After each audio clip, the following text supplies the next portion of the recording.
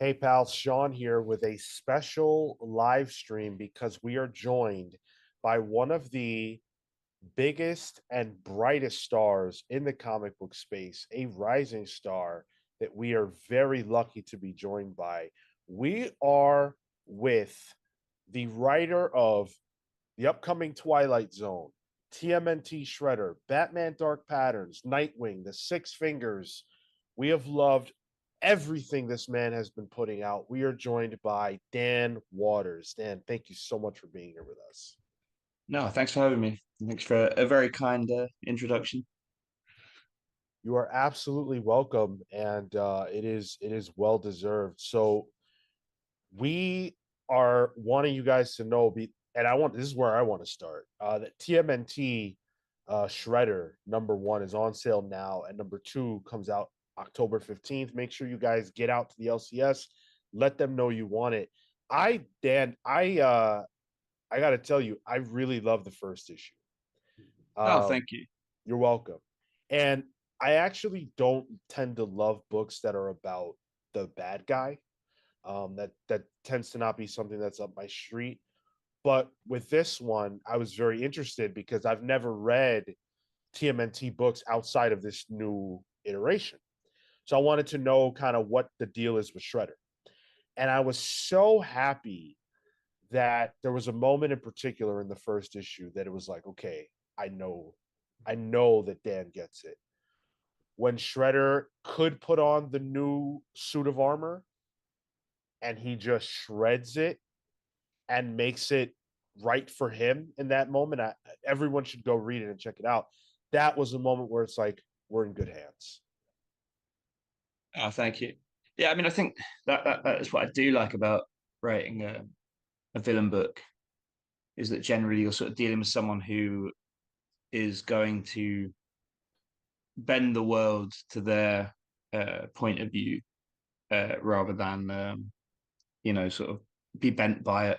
And that felt like a good sort of visual metaphor um, for that is that he's sort of taking his stance against magic and technology and everything that's basically everything except the blade and even when it's offered to him as sort of assistance he's just going to tear it down.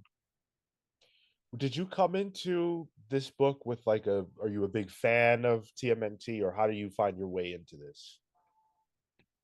Yeah, I mean it's something I grew up with and my good friend the artist Casper Wingard had turned me onto the IDW stuff quite early on as like a very sort of cool, exciting. It was pretty new at the time. Iteration that was sort of combining prior generations in sort of interesting and cool ways. So I can't say I've religiously read all the sort of hundreds of issues that have come out since then, but I've definitely sort of kept myself abreast. Um, and yeah, like I grew up with different iterations from the sort of the 80s ones before my time, but it was still on, it was still in syndication when I was a kid. So I loved that, all that. Yeah, I love the fact that you're able to go into this sandbox where, for me, as someone who grew up with the turtles via like the movie and some of the animated stuff, like the turtles don't quite feel the same in the comics. Like that whole space doesn't feel quite the same. It's more hostile and violent. It's still got all the humor and stuff that a person would expect, but it's got an edge that you don't necessarily expect. Is that a Did you like getting to play? Have you enjoyed getting to play in that kind of space with the turtles? Yeah, I mean, I think that comes from, that is something that's sort of intrinsic to the turtles. It's more something that was sanded off than something Right. that's added because it's definitely there in the sort of Mirage. The first issue is very sort of grim Frank Miller parody. Parody is quite the right word, but there's definitely elements of parody in it, in which they immediately find the Shredder and force him to commit seppuku, which is ritual suicide. So that that's there right from the beginning, sort of tone. And I think it's part of that whole late 80s, early 90s, black and white, very snotty punk uh, comics, indie comics that I really love. Sort of got Faust, Love of the Damned, and like all those kind of things that are just these really sort of gruesome superhero adjacent things. Um, and I love that there's like a late 90s image run of the Turtles, which is just like as overblown as a 90s image Ninja Turtles possibly could be, Hmm. where they're getting their faces burnt off and Splinter gets turned into a bat and like a feral bat thing and it's just flying around Jersey and yeah, like I love all of that stuff as well. So sort of being able to fold a bit of that tone into here. I'm not that other people haven't done it before, but yeah, I like how I like how elastic and robust this universe is that you can have the sort of lighter stuff and you can have that and all of it feels like Turtles. With the lineage of like the original Turtles book, with the original issue with Shredder and the Seppuku and all that, with that having some Miller inspiration, do you take any of that into you once you write Shredder, on his own proper? I don't think I could help it if I'm honest. Mm. I think Miller's probably a bigger part of my DNA than people generally clock.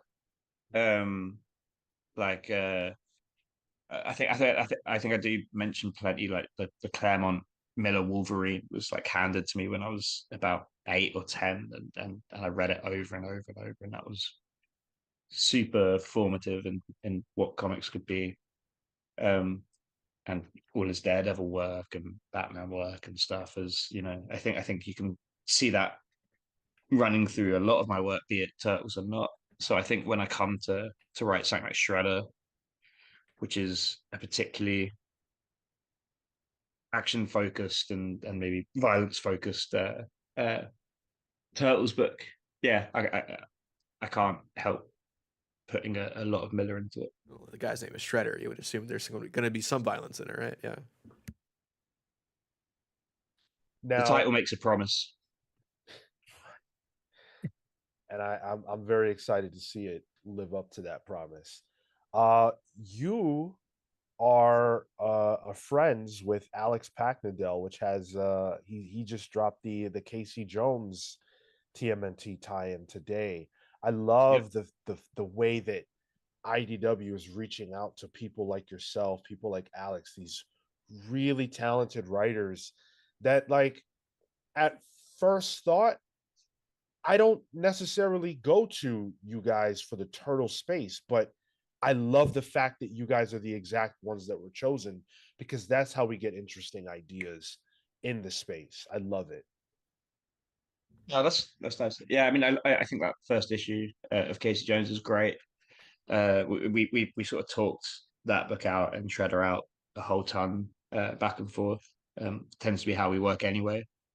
Um, but yeah, I mean, I think when we get the chance to hang out and we get together, we tend to end up watching a load of 80s and 90s like gross out movies and Brian Yuzna stuff and sort of gory schlocky stuff, and I think so much of that's in the DNA of the Turtles to begin with.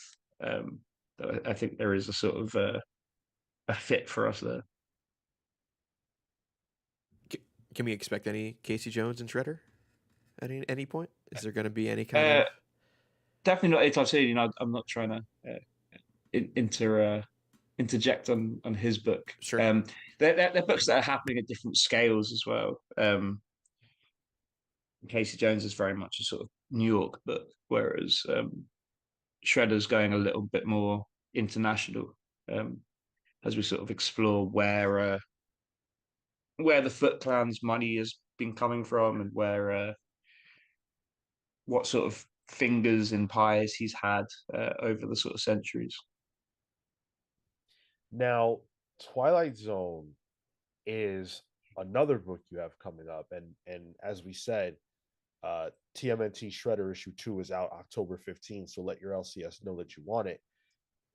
Twilight Zone, I am super excited for this, and it feels like it snuck up on me because I was putting things together for next week, and I was like, oh shit, we're gonna read Twilight Zone next week. That's crazy. And before the show started, the guys were thinking about some of their favorite Twilight Zone episodes and stuff like that. I've never even considered Twilight Zone for the comic book space. And now that it's happening, I'm like, oh shit, I cannot wait to see what Dan Waters does with Twilight Zone.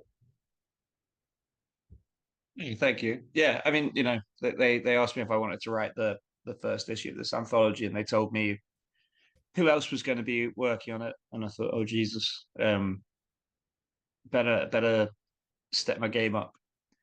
But yeah, it was really cool sort of opportunity to just sort of step into that space and add a brick to that wall.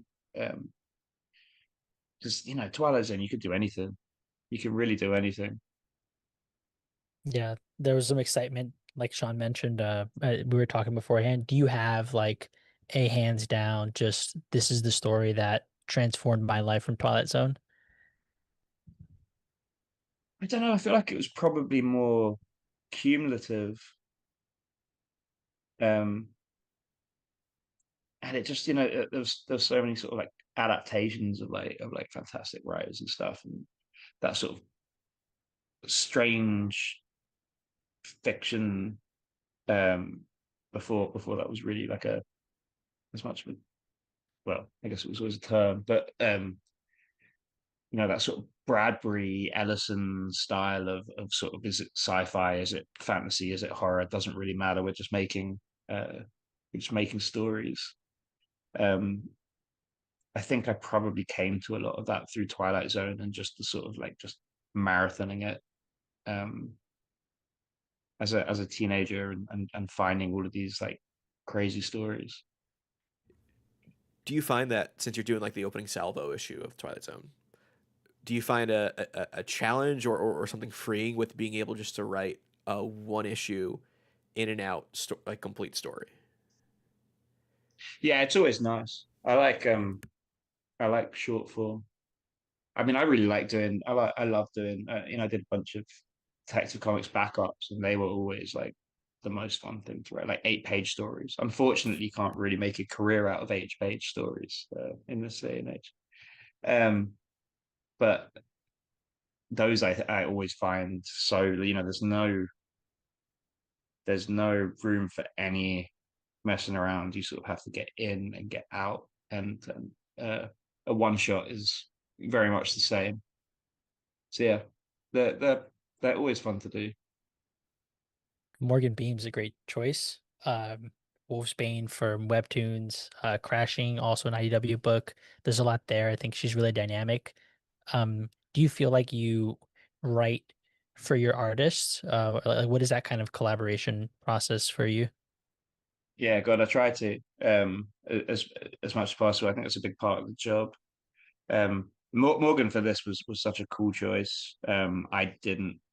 I have to confess, I didn't think of her. It was the editors that suggested her, but I thought it was such a cool and interesting way to go with it, that I think she does like such beautiful sort of watercolory stuff that I think she can really sneak up on you with something really gross, where you sort of have this sort of storybookness, and then you get a page turn. There's a page turn in the Twilight Zone comic that I think works really well because of her style.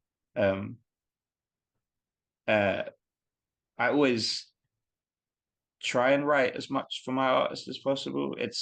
I don't love it when I have to write. Schedules and stuff sometimes happen in a way where you don't know who you're writing for, and that's always a little bit not frustrating, but a little bit limiting, because you don't know what the strengths and weaknesses of your collaborator are, so you have to err so much on the side of caution.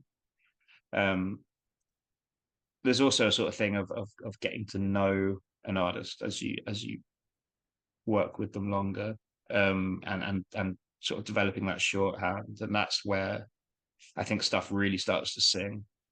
And that's why that's part of the reason I like going working with the same people over and over. And partly it's because I'm lucky enough that a lot of great artists have become good friends of mine. So artists like Casper Wingard, Danny, and now Hayden Sherman. There's a real sort of shorthand to how we work together, and I'll sort of try and write stuff for them, try and write stuff that they won't hate to draw, and try and write stuff that I think it will be cool to see them draw. And that's a rogues gallery of collaborators there too. Like those are people really on the up and up right now. Yeah, I've been very lucky and worked with very cool people, and lucky enough that they want to keep working with me. So actually, I think That's early on, I think my when I started like recognizing like, oh, this is a Dan Waters book, was Arkham City with Danny, which was an amazing book. You made the 10-eyed man interesting. I was like, oh, okay, that's a character that would maybe show up in Lego Batman as an unlockable somewhere, like just D-list character. And then making that, and really, it really made me realize that you have an understanding of the world of Gotham in a way, on a street level way, that even like without Batman made it just super intriguing and scary, honestly. Oh, thank you. Yeah, I mean, I grew up as a goth kid who was into comics, so Gotham always just kind of was always the thing I gravitated towards. All kinds of books set there, and obviously mainly Batman, but all the sort of stuff adjacent, I would sort of read whatever I could get my hands on. I always just like the idea of this sort of fantastical city, which was full of mad scientists and actually has like a killer croc in the sewers. Like, so all the sort of city folklore and stuff is all actually happening in Gotham all the time. We're going to talk about your latest forays into Gotham in just a moment. I did want to hit on a couple of audience. We've got a bunch of people here watching. There was a lot of excitement about you coming on the channel. Well That's very deserved. kind. So thank you to Low Energy Comic Fan for joining the channel membership. Near member for 2 months says Dan Waters' Nightwing is the first book I've ever read of the character. It's really good stuff and left me with a great impression of the character. No, that's really nice to hear. Really enjoying myself in that book. Loving it. And Common Sense with the 1999 says, "Hi, Mr. Waters. I've been a fan since I discovered you from Homesick Pilots. Awesome comic. Have you ever thought to make Homesick Pilots appear outside of comics, like animation or DLC guest characters in a fighting game?" I mean, those kind of things are ever ongoing kind of conversations and things that move at snail's paces with different, adaptation rights, and uh, we've definitely had movement in directions with Homesick Pilots. So stay tuned, I guess. That's exciting. Now, what I am very excited to be able to talk to you about is Batman Dark Patterns. Batman Dark Patterns is the best DC comic right now. What you and Hayden Sherman are doing is brilliant. It's stunning. It's so unexpected. And I'm sure you hear this a lot, but I feel like Batman Dark Patterns is so good that it's changing the way that we're looking at what can be done with Batman, which sounds weird because Legends of the Dark Knight has existed and all these other, sort of shorter form Batman stories exist, but it feels like DC strayed away from that a little bit. And what you and Hayden are doing feels like sort of back to basics Batman stories that don't rely on the big picture villains. It's actually getting super granular, exploring Batman, his relationship to Gotham at a time that is not, those things are not fully formed yet.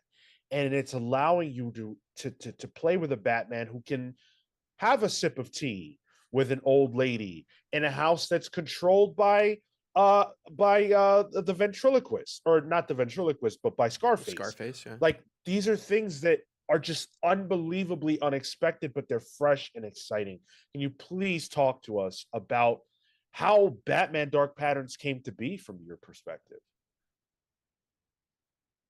Yeah, I mean, I guess at a point, I don't know that we thought we were doing anything sort of mold breaking, but I guess everything old becomes new again at a certain point. Um, I mean, the initial conversations were around it was when the Matt Reeves film came out, and my editor Ariana Totoro, who she was the editor on, she was the last editor, she was the sort of point editor for a long while on Lucifer, at Vertigo, and then she moved to the Bat Office, and she made Sword of Azrael happen. She made Arkham City happen. Um, we enjoy working together. And when the Matt Reeves movie came out, she sort of texted me on the day it came out and was like, "Have you seen it yet?" And I was like, "No." I was like, "I'm going tonight." She's like, "Just let me know when you've seen it." And what you think. And I saw it and I was like, "That's exactly what I want out of like a Batman story." And she was like, "I know, I've already run it up the chain, but I think we can make just a detective Batman story because no one's doing it right now." Um, and I love sort of crime stories and detective stories and things, and they tend to be on a smaller scale because they tend to not have supervillains in them. Um, and so this just really felt like a way that we could do that and get into forensics and into sort of urban crime, and in a way that I used to really enjoy reading Batman stories like that, and yeah, maybe something a little bit less focused on supervillains. You and Hayden, you talk about leaning into the detective aspect. That's something that I feel like a lot of Batman fans have been clamoring for, not just in the comic space, but yes, also in the film space. And I love to hear that the Batman film kind of opened the door to some degree to this. What was your impetus behind making each of the stories bite-sized? It's, so for those of you who aren't familiar, it's 4 3-issue arcs, which is obviously not as long as arcs tend to be, and there is a through line, but there isn't this great huge overarching narrative. There are definitely things that are connecting the stories, but why was that the approach that you decided to go with? I mean, I knew I wanted to do multiple shorter stories, partly because, I mean, like I was saying, I like doing shorter stories. Partly because they're easier to hold in your head, but partly because they let you change tone and get to things quicker, and get to new ideas,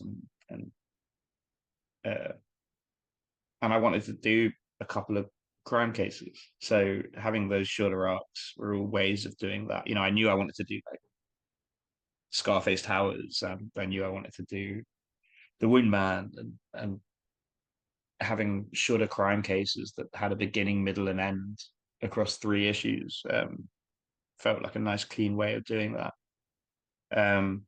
And partly it was also, we weren't initially sure he was going to draw the book, and we didn't know if we were going to be able to pull in an artist for a year's worth of work, or over a year's worth of work, which is what 12 issues normally is. So we figured if we split it into 4 stories, we could get a different artist for each one, and that way we could approach people who would probably otherwise have been busy. But then when it came to that, the first artist we approached was Hayden, who then asked off their own back to draw all 12 issues. And we were very happy to say yes to that. Oh yeah.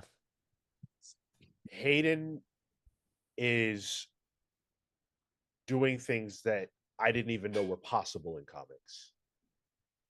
Their work is just revolutionary. I mean, my question, there's so many things we could say about Hayden, but as it relates to you, how does receiving Hayden's artwork, does it ever change your approach to the story?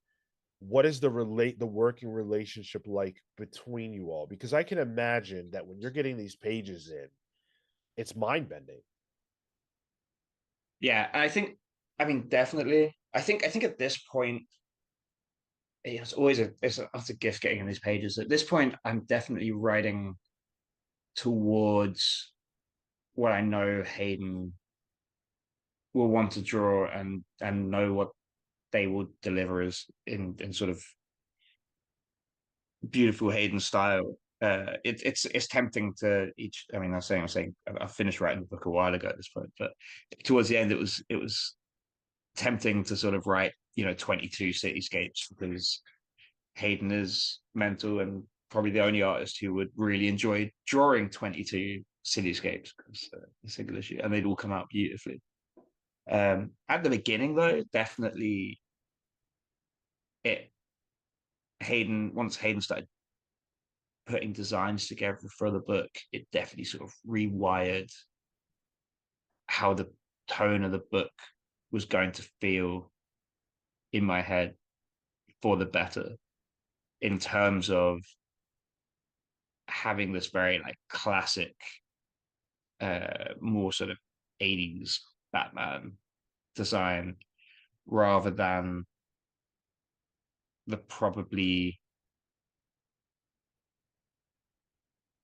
way I'd probably envisioned it beforehand was a lot more shadowed and a lot more, it's sort of the sort of rough shape of the cowl looming out of the dark and stuff. And Hayden was like, "Nah, we're doing Batman as Batman with a yellow oval and a big bulky utility belt, all of that kind of stuff." And started folding a little bit. After that, I started folding a little bit more Adam Westisms into the book. I could see that. Yeah. And I think the decision to maybe not go full dark, I'm kind of thinking like Tim Sale a bit more. But there was a moment in the first arc where Batman's out in the daylight. And that in and of itself is just striking. And I think was, as you're explaining it, I think a smart choice, because it makes it feel that much more visually distinct. And yeah, overall, I think an advantage that you guys have had.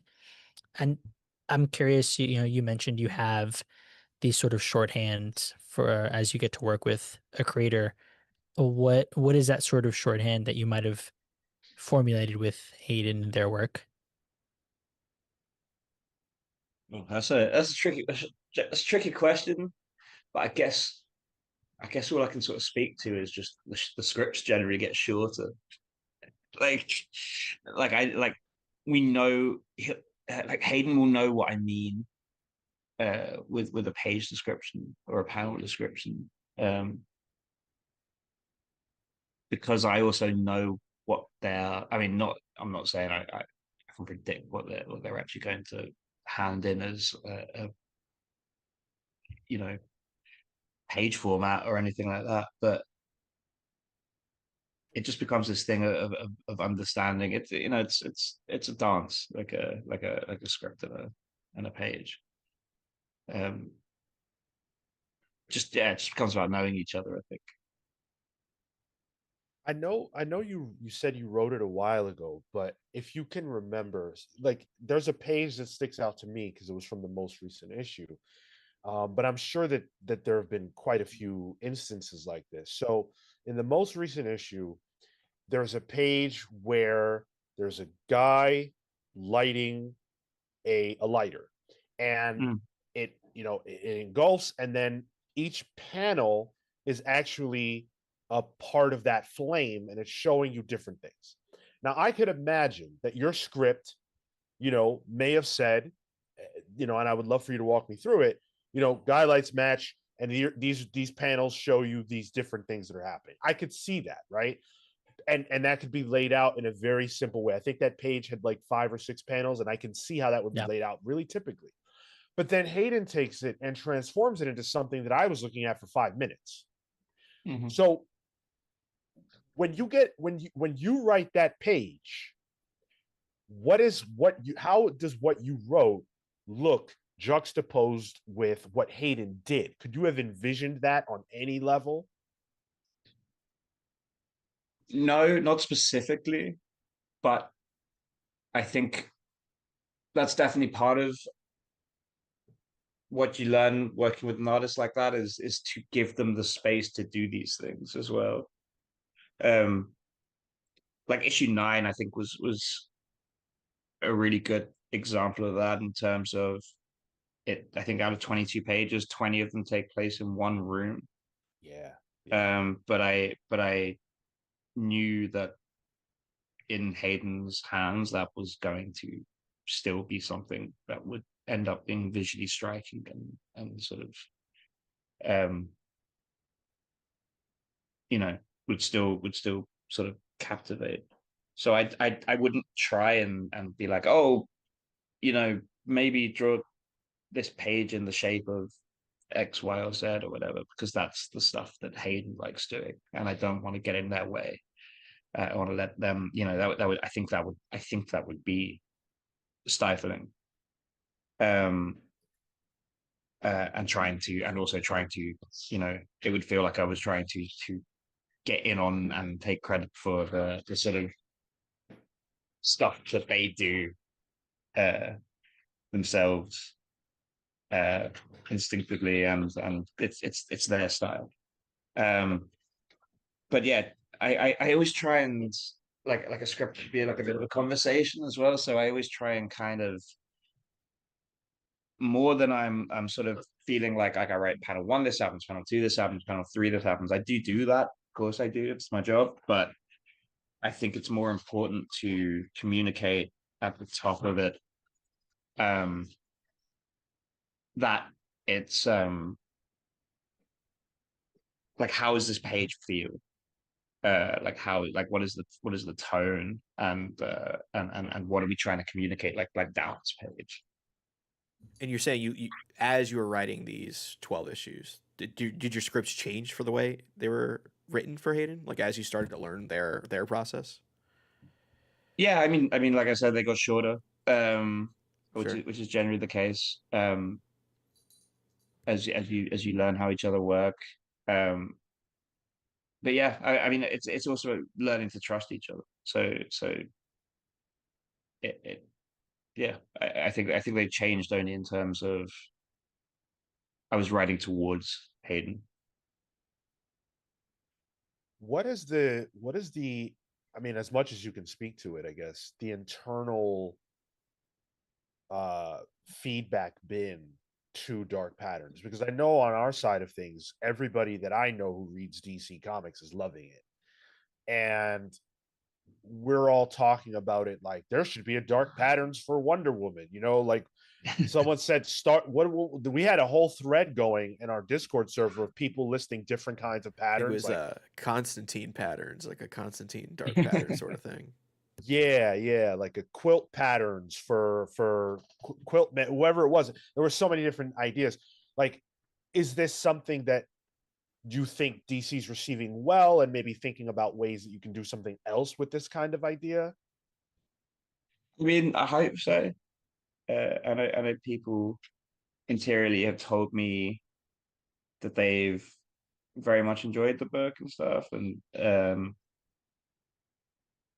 know Hayden and I would really like to do a follow up. So I would say, if you want to see that happen, then go out and buy the trade when it comes out, because that's going to be probably the thing that'll determine whether that happens or not.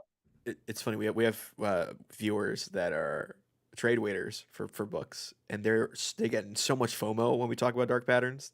They're like, I got to skip. I want to read it, but I'm a trade waiter, so like I have to wait. But it sounds good every time you talk about it. So, this is one I'm definitely double dipping in for sure. 100%. Oh, thank you. Yeah, I mean, I also, part of, I think I have a tendency towards the obscure at times in terms of things I choose. So, Azrael or whatever. Like it's not exactly a household name, but with Dark Patterns, I really wanted to make something as well that would be something that you could pick up off a Barnes and Noble shelf with a sort of rudimentary understanding of Batman and still have a good time and still know what you were reading. See, that's a question that someone asked me the other day, was when Dark Patterns is over, where do you sort of see it standing alongside the other giants, the kinds of things that people buy, when the holiday season comes around and you've got that comic fan or that new fan. You talk about your Dark Knight Returns, you talk about your year ones and these kinds of books, and the person was asking me, where does Dark Patterns fit? And I think it fits very nicely next to those, because it's in a very accessible book that deals with a time in Batman's history that feels like it slots in. Like, you could read year one and you could read Dark Patterns. And I'm not saying that it's tonally the same. I'm just saying that it's got that same air of, this could have come out and be readable at any time. Well, it's funny you mentioned that, Sean. Tom account here in the chat, the super chat, says, when I read Dark Patterns, I get Archie Goodwin vibes from the 70s, or even Brave and the Bold by Bob Haney. That's a beautiful thing. Congrats on the success, and welcome to the Palsverse. Also, Etrigan, please. Thank you very much. Etrigan's a fun one. I kept trying to put Etrigan in Lucifer, and they wouldn't let me. That's a shame. Would you do iambic pentameter for him?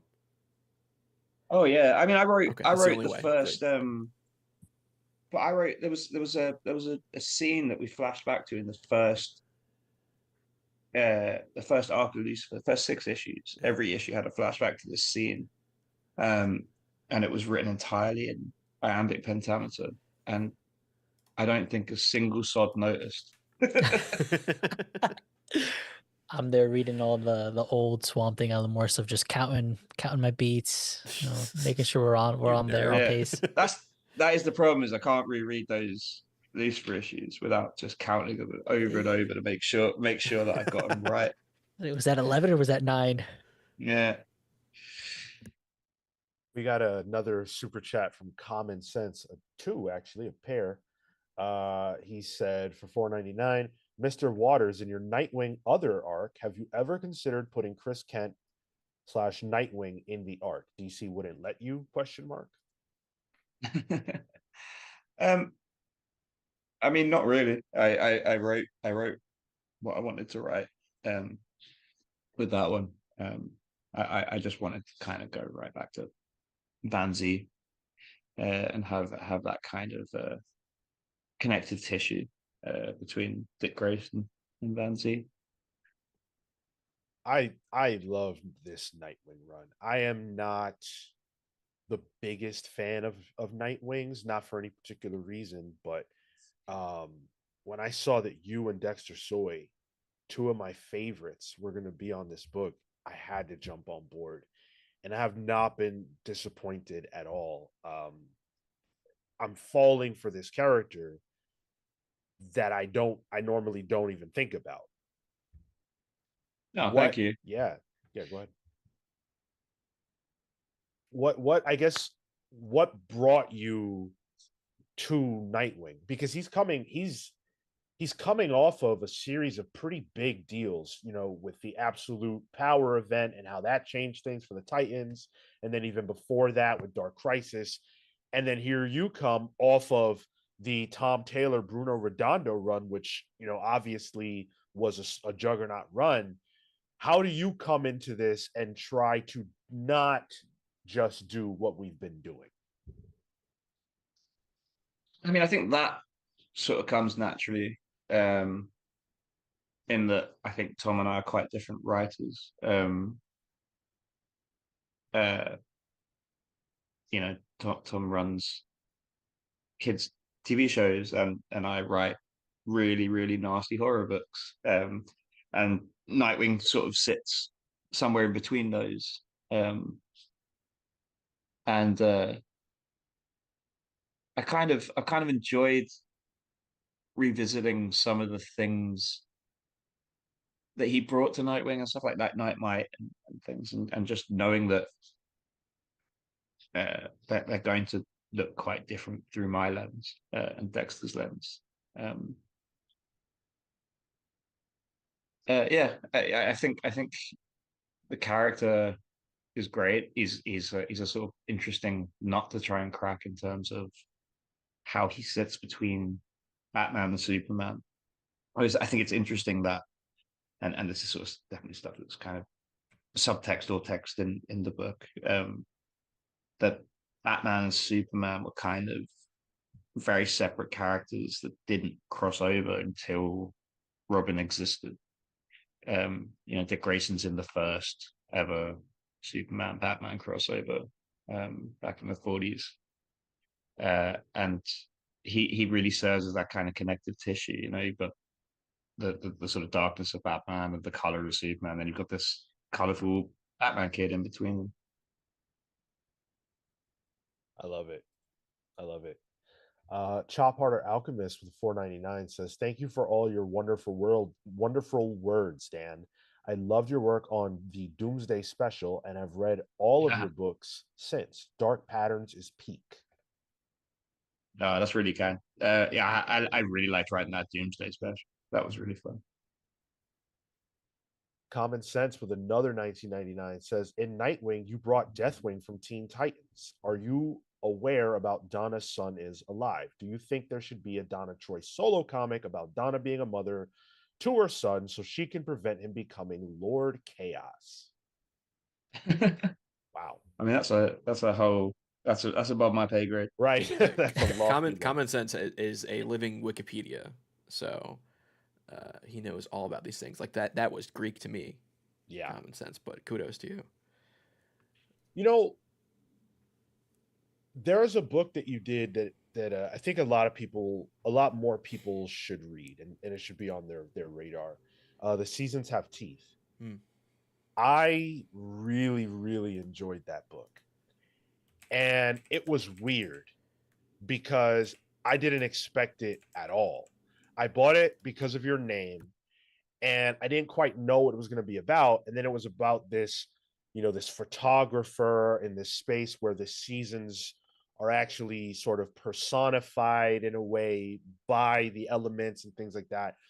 And I was like thinking, I was imagining you must have needed to be an older person, because the book was dealing with this guy going through the seasons of his life, and he's an older person, and it was so thoughtful. I really, really enjoyed that. Oh, thank you. Yeah, I mean, I don't know. My midlife crisis hit very early. I think I was coming up to 30 when I wrote that book, and sort of, I guess, thinking about where do you want to end up at that stage of life. How do it's definitely a book about someone looking back with how much does he have regrets, how much does he not, and so I guess it was, do I want to end up as this fella, or is there other options? Are there other options? I mean, sure, there's always other options. But yeah, I think I was definitely like exercising some demons with that book. So it's very gratifying when people find it and it speaks to them. Well, that's the big two books are really fun, but it's always exciting to get to see a writer whose work you really enjoy. Otherwise, step into the indie space and bare their soul a little bit. And sometimes there are writers who work at Marvel and DC that I want to know them a little bit more. And, Carnage, for example, is not always a vehicle for you to bare your soul. And if that is your soul, that's horrifying.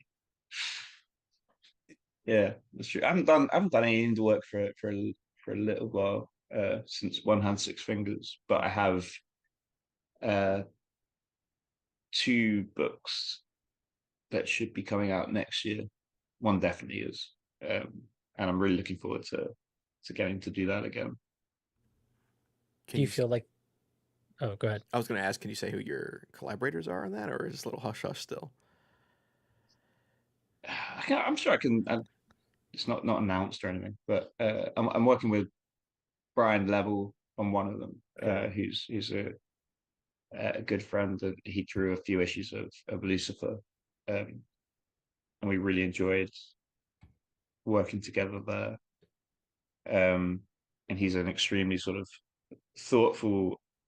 He's a fantastic artist to begin with, but also a really thoughtful one, which is always, a real pleasure. So I'm really looking forward to that one. That's very exciting. I came to one of the questions I wanted to ask you was, when are you going to return to the indie realm? And knowing that it's next year is very exciting. You mentioned the Six Fingers, and we were crazy about the One Hand and Six Fingers on this channel. I mean, the way that book was releasing, I know it wasn't every single week, but it felt like every week we would come on here and say, holy shit, the One Hand is talking to the Six Fingers. Did you catch this in this book? That connects to that. And you guys, you and Ram V and all the entire creative teams, you guys had us on our heels the whole time trying to figure it out, what the mystery was. That was such an incredible experience. It felt experimental and it felt different than what you typically get in comics. I can't think of a time I've ever read 2 books that spoke to each other in the indie space, but it was very special. No, thank you. Yeah, it was definitely, we wanted to do something that played with the release format of comics a bit, and sort of build we never officially said that the 2 books were connected. We just let them clearly be connected, and so it was, in a way, we sort of wanted to let the reader do a bit of the detective work for themselves. Was it a fun sort of process to be involved in? Yeah, it was definitely fun to make. It's fun to make, work with your friends, and get to do something like that. And it was exhilarating, because it was, compared to most things I work on. I've definitely shifted from being quite a uh, seat of my pants kind of writer, to a more meticulous plotter as I've kind of developed. And I used to find the idea of knowing where it was going to be sort of constricting, whereas now I find it far more interesting. So that book was probably, just by its nature, more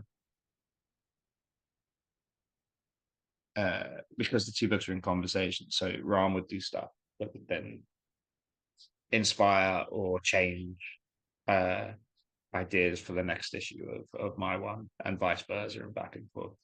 So there was sort of an element of yes and. Right. We had our conclusion. We knew what our final scenes were in both books from very early on, but the sort of connective tissue and how that developed between them was it was walking a tightrope.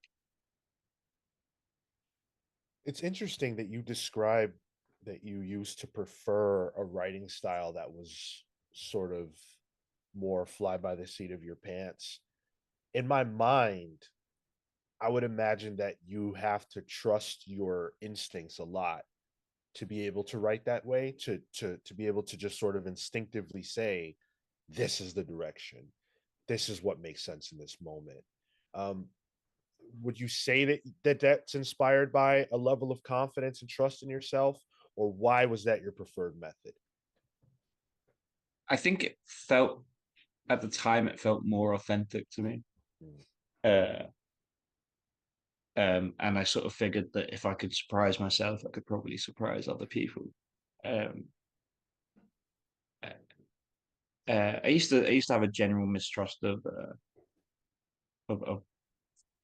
structure as a sort of, which can, not every story is structure, but sort of standard structures that can be sort of beaten into you a bit religiously in a screenwriting space. And I think there are things about, save the cat, or the Hair of a Thousand Faces that also kind of get misinterpreted and misunderstood, and then can become a bit formulaic. And if you've read enough stories and seen enough things, you sort of end up rolling your eyes because you go, "Oh, this is the bit where this happens." Whereas more, I think I've quote unquote matured as a writer, sort of finding ways to keep being surprising and to sort of enjoy the structure of stories has become like one of my that's the stuff I've become like a nerd about. Rom V was once on. Well, he's been on here a few times, and he said that he kind of gets frustrated with the way that we talk about stories because there are these assumptions that there are only X amount of ways to tell a story. And he talked about how that was a very Western perspective, and there are all these different things outside of the West that we don't really that they get into that are very interesting and different and illuminate that there's no end to the way that stories can be told and the kinds of stories that can be told. So I think even from someone who might, based on kind of what you're describing, might be a little bit more intricate as a plotter as opposed to the way you thought before, it sounds like you're coming from that same space of wanting to defy what people think stories can be. Yeah, I mean, sort of you can and people often do talk to blue in the face about what stories have to be or what they should be, and uh, really what they should be is not boring. Uh, and there are definitely structural things that can generally prevent them from being boring. But sort of, is there tension? Is it going forward? Are you having a good time? That's all that a reader should ever have to care about. That's true. That is true. And you know what? We have had an amazing time with all of the books that you've been writing. You are definitely a part of what feels like, and I know for you, it's like the, you know, 10-year overnight success thing. But it feels like you're very much a part of this new class of creators that are upending sort of the expectations in the space and doing really, really cool things. So, Dan, I think I speak for everybody in chat and on the panel when I say that we're very excited for your career and where it's going. Thank you very much. I'm very grateful that people are enjoying the work and want to keep reading it. Yeah. Before we let you go, I did want to make sure we got to the super chat from Common Sense, who wants to ask you, are there other unused members of the Bat family that don't have a solo series that you would like to write? And he throws out Duke Thomas. I mean, I love writing Gotham. I don't. I guess the problem is I don't think so hard in terms of characters, um, especially like ones owned by companies that I have not been asked to write, because that is brain juice that can be going on my own stuff. Yeah, very valid. Despite that, I will throw your hat in the ring for mainline Batman. I know Matt Fraction is having a wonderful time and everything is great over there, but when the time comes, hopefully you get that seat. Is there anything that you Maybe want one day. to is there anything that you want to leave the audience with? Anything we should keep in mind? Where can they find you online? All that good stuff. Yeah, I'm on the socials for my sins at Dan PG Waters, sort of across the board. I also have a newsletter called the Dead Air Channel, which, in fairness, has been a lot more dead air than channel of recent months. But I've cleared some stuff off my plate, so I'm going to get back to that very soon. And that's my favorite place to sort of connect with people on the internet, because social media is a crazy place. Very much so. And of course, we want to let everybody know that TMNT #2 is out October 15th. Let your LCS know you want it. And while you're at it, ask for Twilight Zone. Twilight Zone's coming out next week. It's going to be awesome. I have no doubt about that. And pre-order that Batman Dark Patterns trade. Do you know if it's coming out in hardcover first, or do you have any idea? I'm not totally sure. I know it's scheduled for March, and it's going to collect the whole thing. So it's going to be a nice beefy 12 issue book, where Batman gets beat up a lot and gets nice and hurt. Sips tea as well. Yeah, but that third arc, he kind of gets a big boo-boo in that one. So, yeah. He sure does. And it's not going away either. Love it. Chat, thank you guys so much for hanging out with us. We will be back tomorrow for Pals Pulls. We've got to review that big Batman Deadpool crossover. So make sure Deadpool Batman. Make sure you guys come hang out with us for that at 8 p.m. Dan Waters, thank you so much for hanging out with us. Hopefully we get to see you again one day, and keep kicking ass. Thank you so much. Yeah, thanks very much, guys.